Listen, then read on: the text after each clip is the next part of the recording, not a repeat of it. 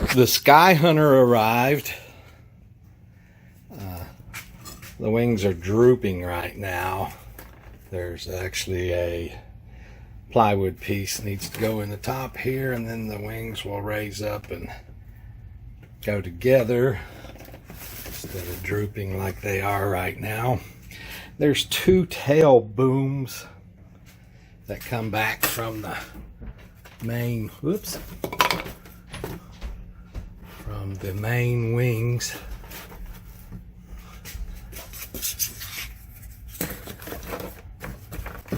Kind of like the Nano Skyhunter I have. And then it comes back to the elevator.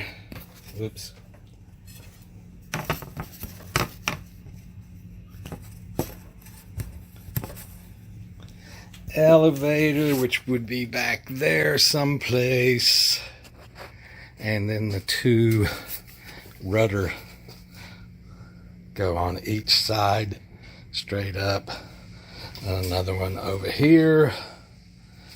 The thing's too big for me to really show you what's going on, but I will show you. That's the little Nano Skyhunter, next Nano Talon next to the Skyhunter. There is the Mini Talon next to the Skyhunter. It's just a little bigger than the Nano Talon, but still far from as big as the Skyhunter. Let me put it behind it. That didn't work very well. So the Skyhunter is definitely bigger than the Mini Talon even. Mini Talon's pretty big. Now, this is one of the biggest things for me. This has a fuselage in it that I can work in. I can get my whole hand in it. Arm. I can work in something that big. And something that big is going to hold a lot of batteries. Comes with a plywood piece to put in the bottom for the battery compartment and make it a little stronger when that's epoxied in. Also comes with a equipment shelf that kind of slides back and forth, so you can change it, slide it back with the equipment on it, pull it forward, whatever you need to change the center of gravity for perfect flights. So this is a really big airplane, mostly in the fact of how much batteries capacity you can carry. So, and the booms detach for transportation, so the rudders, which are not controllable, it's a bank and yank. It only has the elevator and ailerons and throttle, 3 channels. So to turn, you roll her around with the ailerons and then use the elevator to pull it around through the curve.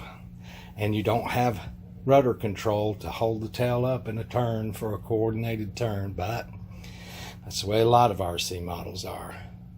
So the wings detach easily from this fuselage, and then the tail booms detach from the wings that hold the elevator and the rudderlets, we'll call them, because they're not functional.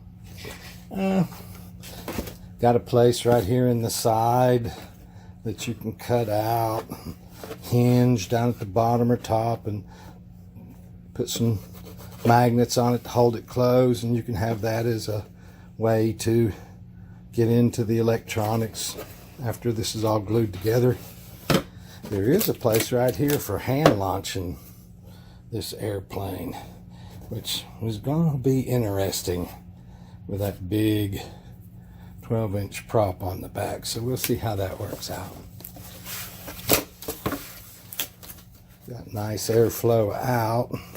This is where the motor will be mounted. So, all in all, I like it. These are hard to get to. We'll have to do the same thing with this. I'll have to find some magnets. And this can be in all sorts of configurations. This little portion comes off the top.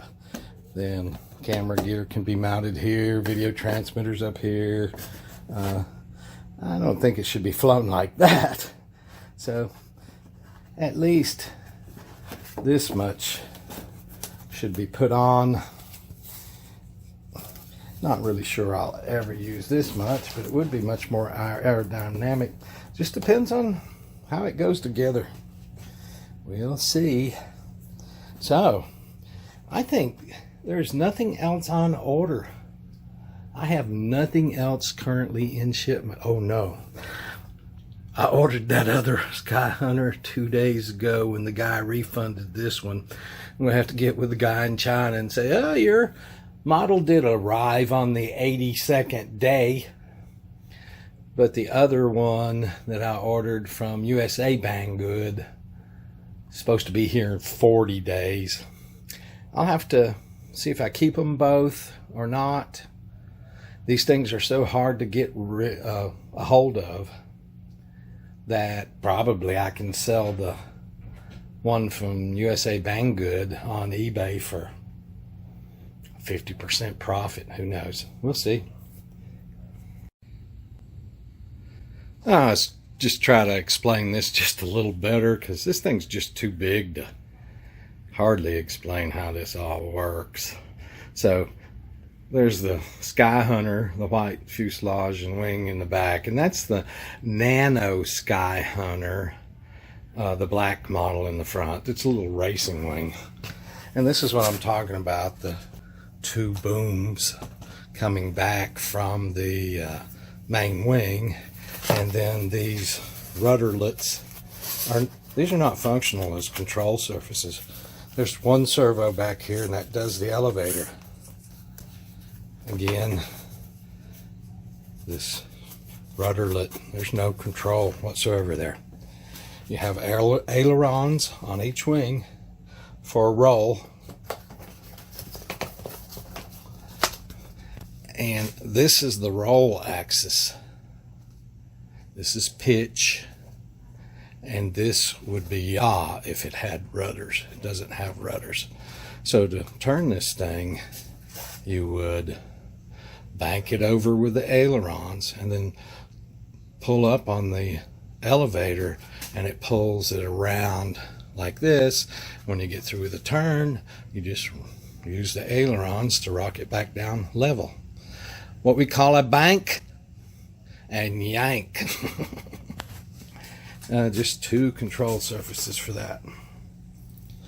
So I hope that explains what the Skyhunter will be when it's put together, by showing you the Nano Skyhunter here, which is, as you can see, a much, much smaller version of the Skyhunter. Skyhunter's been a top model for about 10 years.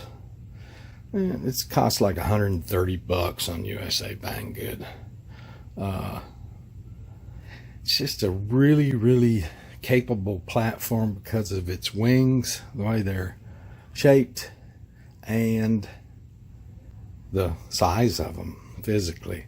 Just lets you have a really heavy payload, which for us means batteries. So, hope that explains a little more of the tail booms and how the rudders are not controllable.